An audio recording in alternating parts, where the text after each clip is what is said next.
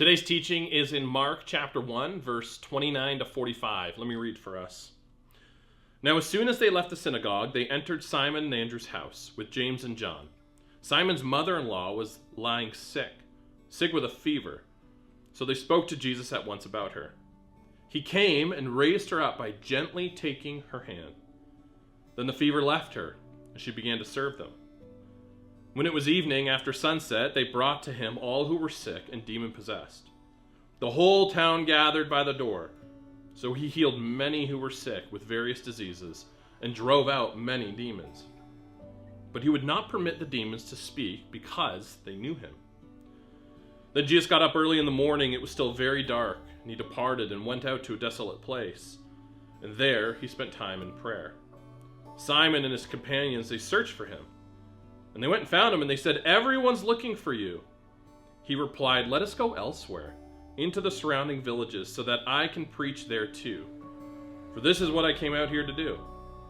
So he went into all of Galilee, preaching in their synagogues and casting out demons. Now a leper came to him and fell on his knees, asking for help. "If you are willing, make me clean," he said. Moved with indignation, Jesus stretched out his hand and touched him, saying, "I am willing, be clean." The leprosy left him at once, and he was clean. Immediately, Jesus sent the man away with a very strong warning. He told him, "See that you do not say anything to anyone, but go, show yourself to a priest, and bring the offering that Moses commanded for your cleansing, as a testimony to them." But as the man went out, he began to announce it publicly and spread the story widely, so that Jesus was no longer able to enter any town openly, but stayed outside in remote places. And still, they kept coming to him from everywhere.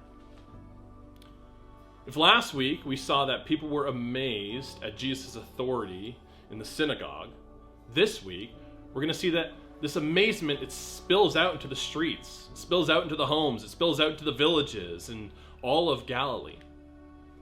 See, Jesus isn't just talking about the kingdom anymore. He's actually embodying it. His words aren't just theories, they're deeds.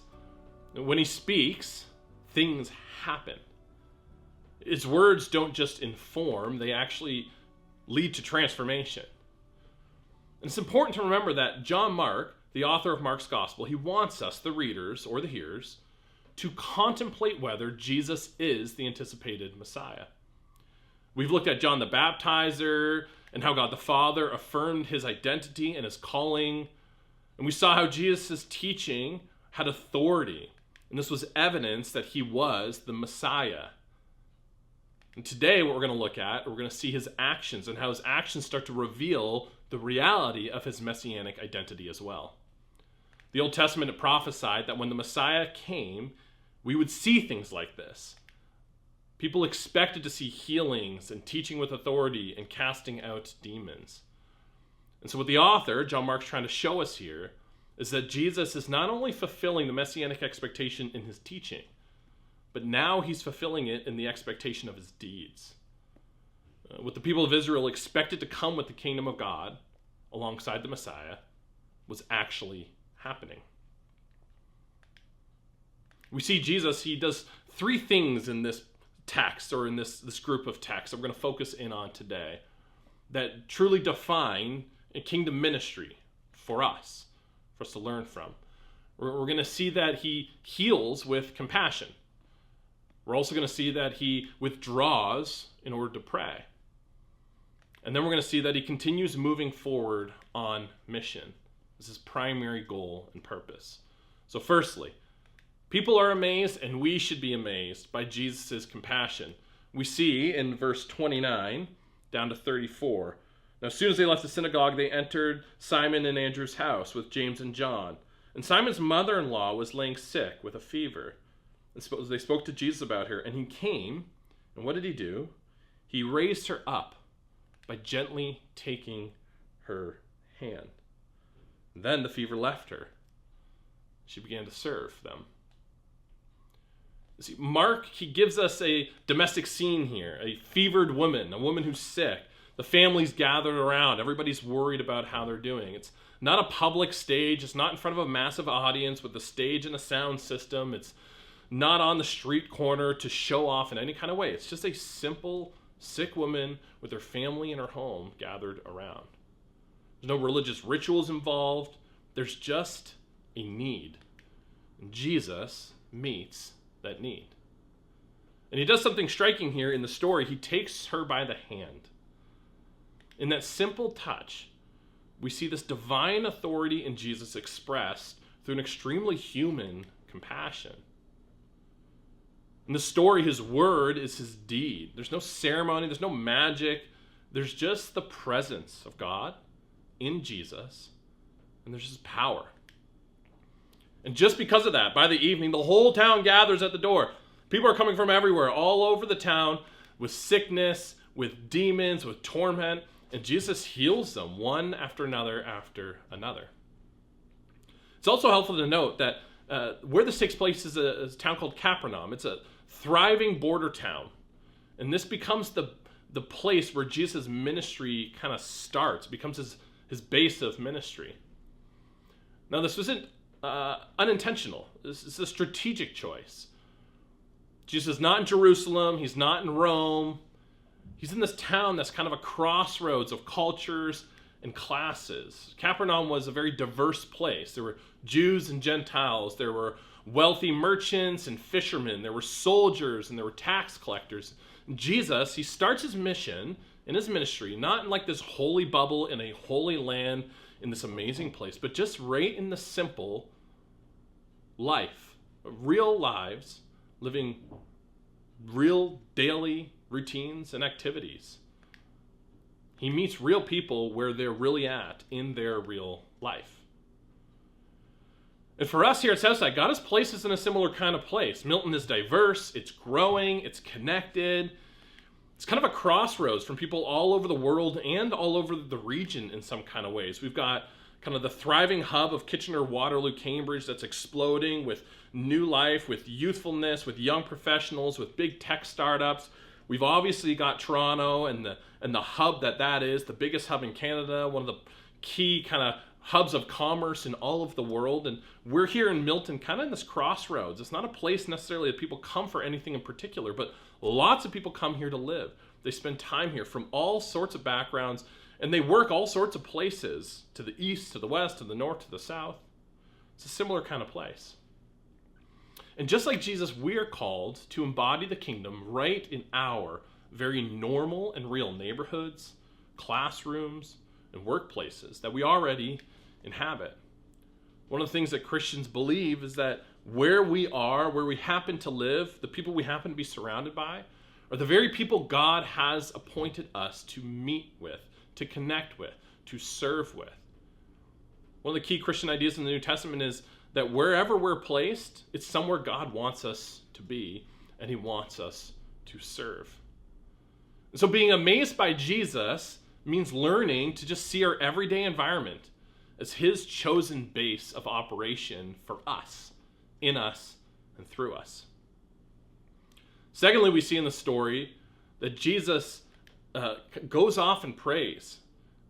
And when you really pay attention to the story and how often this happened, it's really amazing how Jesus starts his ministry from prayerful discernment. It goes on in verse 35. It says, "And Jesus got up early in the morning when it was still very dark, and he departed, and he went out to a deserted place. And there he spent time in prayer." Early in the morning, after a full day of healing, after a full day of deliverance, Jesus, he doesn't sleep in like his disciples. He doesn't sleep in like everybody else. He gets up while it's still dark before anybody else will bother him. Not out of anxiety, not out of frustration, not out of burnout, but in order to be realigned with the Father. For Jesus, this was not a reactive prayer. It wasn't a prayer of desperation. Jesus' prayer in the morning, going out to a quiet place, going into solitude to be in the presence of the Father, this is the very thing that sustains him. It's not a reactive prayer, it's a sustaining prayer. And he sought communion with the Father before he went on to do any communication. Jesus' pattern is to do communion before communication, or Spend time in solitude before getting on with strategy and work and mission. And when his disciples, they find him, they say, everyone's looking for you. The crowds, they want more miracles. They want more spectacle. They want more things to be excited about. They want more healings. They want more amazing teachings. But Jesus' reply is this. He says, let's go somewhere else to the nearby villages so that I can preach there also. That's why I've come. And here's kind of a pivot in the story. We see here that Jesus prioritizes mission over popularity. He refuses to let people's enthusiasm determine his direction. His discernment, when to speak, when to stay silent, when to move on, it always comes from prayerful intimacy with the Father. And that's how we're called to live too. Imagine we started our days with prayerful discernment with the Father. Rather than frantically getting up after snoozing on our alarm 4 times, getting the kids off to school, rushing to work and traffic, or however we get there just to jump right into our emails, imagine we actually started our days in the way Jesus started his days. Even after busyness and stress and work and ministry, imagine we had a discipline. Imagine you had a discipline to get up and start your day in the presence of the Father. Start your day with prayerful discernment. One of the most amazing traditions of the last 3.5 years for me has been Wednesday morning prayer with a group of people here at 7 a.m. We've been going every Wednesday nonstop for 3.5 years. It's so grounding to ground our week in that time of prayer. And what it does for me is it reminds me every single week that I should start my mornings before I get to email, before I get to sermon prep, before I get to team development and other kind of staff responsibilities and administration and planning. Before I get to any of that, I'm constantly reminded that I need to start my day in prayer in order to discern how to use my day, in order to discern what posture and attitude to have that day. So for us as leaders, those who are leaders amongst us, parents, followers of Jesus on mission, those who have roles of authority and leadership and management in their workplaces, this is how we ought to start our days too. For Jesus, this is how spiritual authority worked. It starts with spending time with the Father, resting in his presence, and then going from there. And for us, I believe it works the same way. That our authority flows from intimacy, not from a platform. That our power comes from prayer, not from publicity. That our wisdom about whether we should grow in our public influence or we should remain quiet. Answering these questions for Jesus was born out of solitude, not strategic sessions. And for us, it ought to be that way too. I say that at the same time as me and the elders and their spouses are at a retreat this weekend to discern, to seek wisdom, to plan, to have strategy sessions. But what we want to start with as elders of this church is quiet time of discernment and prayer with the Father as well. So that's what we get a chance to do this weekend. And I hope you get a chance to consider maybe how this week you can start to develop a new rhythm that starts with solitude and quiet before you jump into the chaos and busyness of life and ministry. And we also need to teach this to the next generation and to model it for the next generation. Who is showing this and modeling this for the next generation? We should be not only teaching them, but constantly showing them in our lifestyle and the way that we live that communion should come before commissioning. That quiet time with the Lord should come before we get on with our tasks and responsibilities and taking on the world.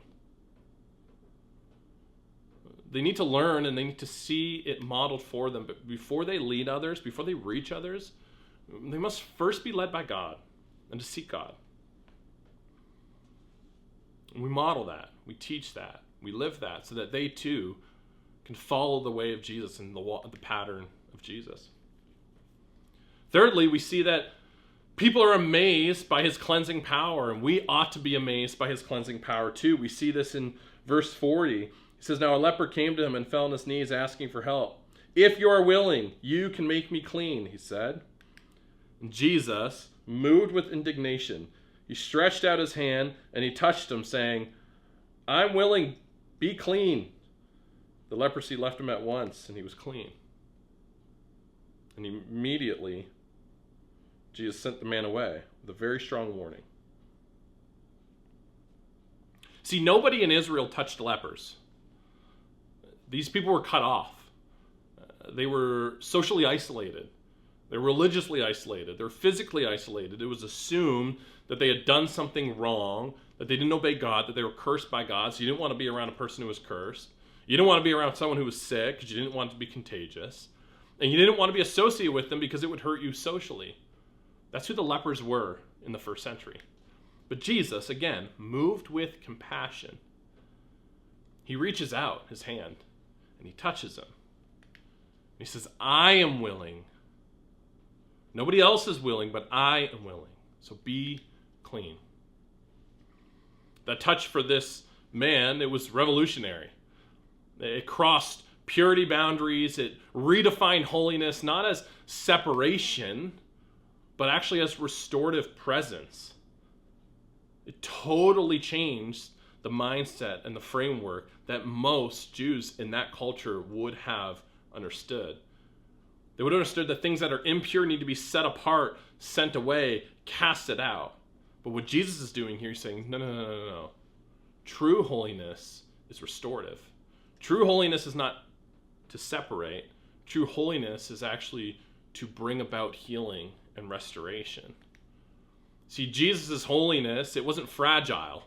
It was contagious. His touch, it doesn't make him unclean. His touch makes unclean things clean.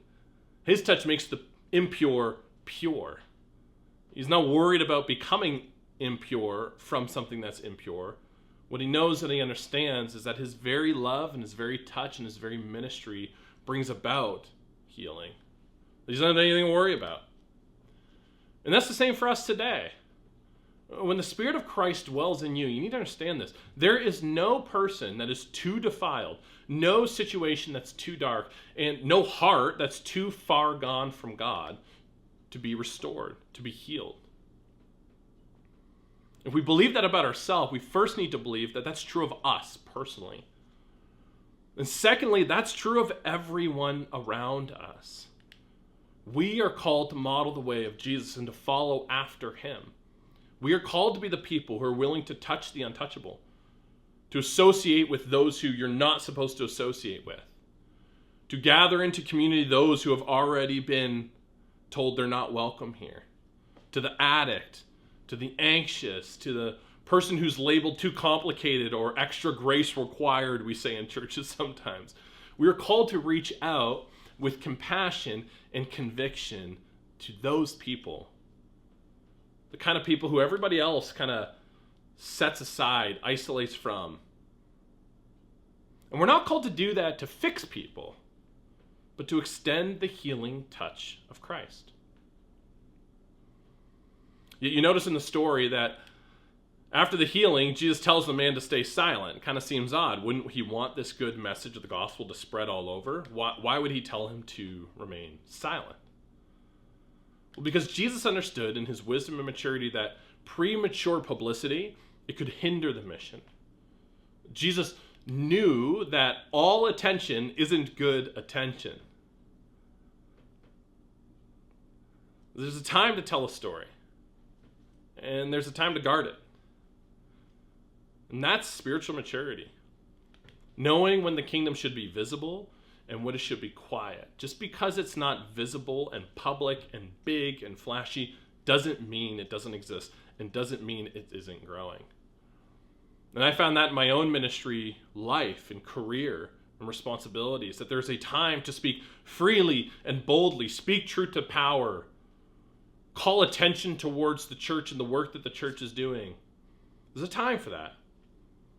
But there's also a time to just remain quiet, to continue getting on with our faithfulness, to continue getting on with helping people, supporting people, to continue with the grassroots work that nobody really sees but is making a real difference in people's lives. And fourthly, we got to be amazed by Jesus' purpose. We see in verse 38 through 39 that Jesus says, "This is why I have come. This is why I have come." You see, Jesus, he doesn't lose sight of his purpose. His miracles, they're signs pointing towards a greater healing of the cross. He came not just to heal those people in that moment, but actually restore hearts. And then the result of his ministry there and then would restore hearts for all of eternity. And he understood this. He knew this. He knew his job wasn't just to heal everybody who was sick. He knew that there was a greater purpose. There was a greater calling. And he never lost sight of that. He wasn't just called to cast out demons, but to reclaim creation and all of creation itself. He wasn't just called to impress crowds with really neat tricks, but he was called to inaugurate the reign of the kingdom of God. This is amazing, and this is something to be amazed about. What we see in the story is that Jesus' authority, it doesn't dominate, it actually delivers people. Jesus' holiness, it doesn't exclude people, it actually embraces people. And his power, it doesn't destroy, it's a power that restores. And so what does this mean for people like us, people like you and me, who are sitting here 2,000 years later in Milton, Ontario, amazed by this story? What does this mean for us? Well, just a few simple applications that we've referred to earlier in the teaching. Firstly, what if we became a people who started our day the way Jesus starts his day? Before the noise begins, before the chaos of the day comes upon us, before kids wake us up, or before we got to get to that big project or task at work, what if we were the kind of people, before the noise begins, if we retreated in prayer? And what if we modeled this rhythm, not just for us and our family, but for the next generation? What if we lived a life that was built around prayer? Rather than seeing prayer as something to just fit into our life, what if we built a life on the basis of prayer? The way Jesus built a ministry on the basis of prayer, time with the Father. Secondly, we are people who touch the untouchable. We should refuse to let fear or social discomfort stop our compassion. We should ask ourselves the question all the time, who in my life needs the healing touch of Jesus through me this week? And why don't you yourself ask yourself that question this week? Simply walk away from here just asking a simple question, who in my life needs the healing touch of Jesus through me this week? And what if week after week we just ask that question over and over again? Who in my life, who in my sphere of influence, who at work, who in my kids' school, who in my family just needs the healing touch of Jesus through me uniquely this week? Number 3, what if we move on when the Spirit says we should move on? What if we were a people who understood that no matter what kind of success or lack of success, we continue on with our purpose, with our calling, with the journey? See, Jesus, he calls us to keep going. New neighborhoods. And hey, in Milton, there's all sorts of new neighborhoods popping up with new hearts. We're called to keep going on to new hearts. There are new hearts moving into this region constantly, into our old neighborhoods, into the new neighborhoods. There's new mission fields popping up, new opportunities, new communities of people constantly. And what if we were kind of people who understood that no matter what our local success has been as a church and our fruitfulness and our fame and our popularity, or our total lack thereof, what if we were the kind of people who just stuck with it and continued on, moving towards what we're called to, which is to bring the healing love of Jesus to all of those who don't have it yet? How would our life look different if we didn't get complacent, but we kept moving on? You see, here at Southside, we will unapologetically be a people who are constantly turning our attention towards those who don't have any relationship with Jesus and don't know his love and his healing love. We need to constantly be a people who prioritize our long-standing relationships and friendships in the church and help one another and carry one another's burdens, but never lose sight of the fact that there are new people, new neighborhoods, and new mission fields constantly springing up, and God has called us to be a light to those people in those places. In the way Jesus, with all the fame and popularity, thought, you know what? Actually, we got to move on to a new place here, because there are more people who need to hear this, and there are more people who need to experience this healing touch. And what if we as a people believe that demons can still shriek, but they have no authority? You see, evil it makes a lot of noise in society. It makes a lot of noise in culture. It sells a lot of ads in culture. But since Calvary, since the work of Jesus on the cross, all demonic power and influence, it's all bark.